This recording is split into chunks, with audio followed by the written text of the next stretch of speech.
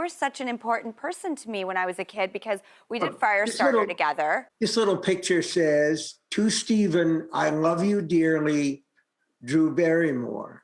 And it's hung on my office wall for well over 40 years. Yeah. Importance of storytelling and how Yep. it isn't fantasy, it's a way to bring in our human connectivity. Stories are great, and I love them, and I love to tell them, and I love when people say, you know, your story meant something to me.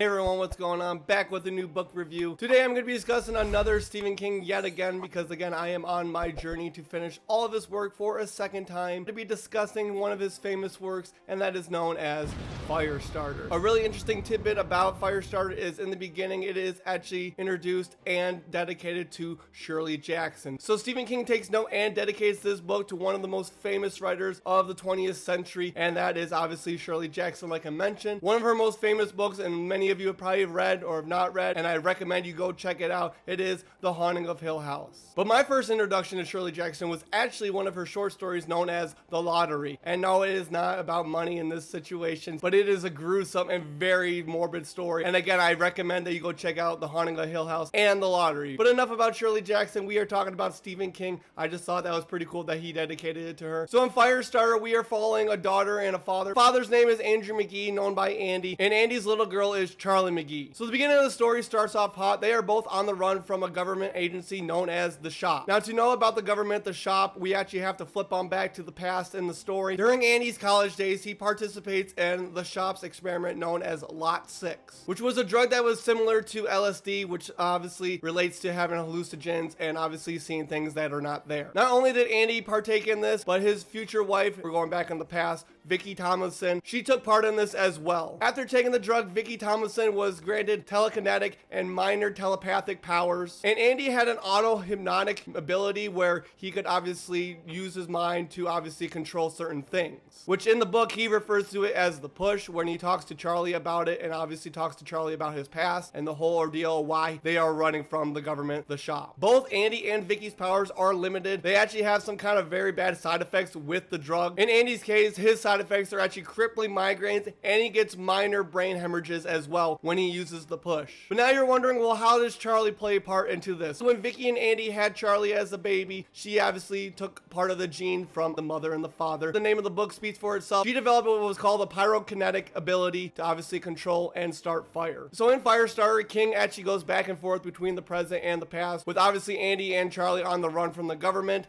and going back into talking about why the Shop is after him and why this all started basically from Lot 6, from the drug, and reasoning why Vicky had passed away in the story. There's a reason why. I'm not gonna tell you how, because it's just Andy and Charlie on the run now, and she is out of the equation. The director of the Shop, Captain James Hollister, also known as Cap in the story, he is on the look and trying to hunt down these two fugitives as he sees in his mind, because he has to get the answers from what had occurred those years ago in Andy's college years and get down to the nitty-gritty of controlling this power that both of them have. Now, Cap hires a Shop hitman who is known as John Rainburn, who is actually going out after the fugitives to help Cap out with this situation. Now, John Rainburn is not only the hitman and trying to hunt down Andy and Charlie, but he is a Vietnam and a Cherokee veteran, and he becomes very intrigued by Charlie's power. And later on, not only does he become really intrigued with her power, he starts to become very obsessive with the ability of what she controls. And once he kind of interacts and finds out how strong her power is, then he really needs to obviously try to get close. So there's a lot of manipulation with John Rainburn throughout the story. Cap is running the whole show, but when John Rainburn is hunting down Andy and Charlie, he is trying to get to the nitty-gritty of what the power is and how can he be a big part of kind of like not only helping out Cap, but also trying to use his manipulation to get the best of Charlie and trying to get Charlie to kind of lean onto him and his side and try to go against her father with all these twisted turns that are happening. There's so much going on in this story. As I always mention, there are no spoilers in this. Later on, Charlie gets separated from her father, and obviously Charlie is not happy, and when she is not happy, that is when her power comes into play mostly. And with Andy being separated, he has to kind of use his push, which he really doesn't like to use, because when using the push, his migraines come back, and obviously with him being in such pain from the migraines and there's certain brain hemorrhages that happen, and he is trying to do everything he can to find his daughter. Now, not only does John Rainbird do manipulation during this story, but Andy McGee actually thinks outside the box with trying to reconnect with his daughter. I'll let you find out for what he is actually doing in the story, because again,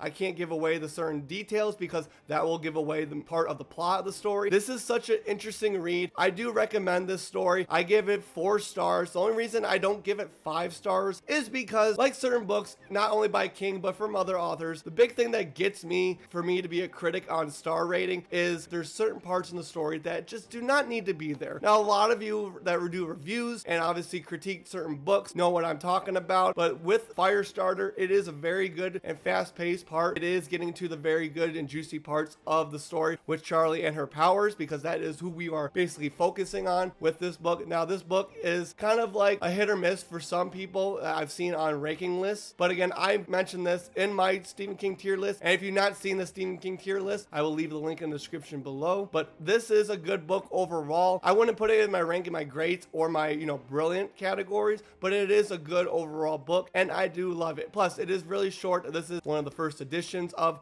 Firestarter, so this is actually a smaller version and not the different ones where if it's a paperback, it probably has more pages. But this book is actually a pretty solid book. It is just over 330 pages, so highly recommend it. This is one that is going to kickstart you if you are a big King fan. If you have not read King or are new to King, I do have a recommendation list, and I will leave that in the description as well. But with Firestarter, there is so much into it because King has a way with characters, and if you know on the King journey, and obviously as he kind of like connects his books in his own little multiverse, which they call obviously the King multiverse, it is one you are going to enjoy. I have been having this over here on my desk just waiting for me to do this video because I've been currently reading the next book in line, which is Roadwork, which is actually a Richard Bachman book from the Bachman books. Now, normally it's on my shelf, but it's actually at my office at work right now, so I forgot to bring it. I was going to read it this weekend, but I forgot to. No worries though, because I was able to do the Firestarter video because I did not want to hesitate on not doing this, because then my videos of King are going to pile up. But if you do love a story that is fast-paced with gripping and twists and turns all over the place, Firestarter is the one for you.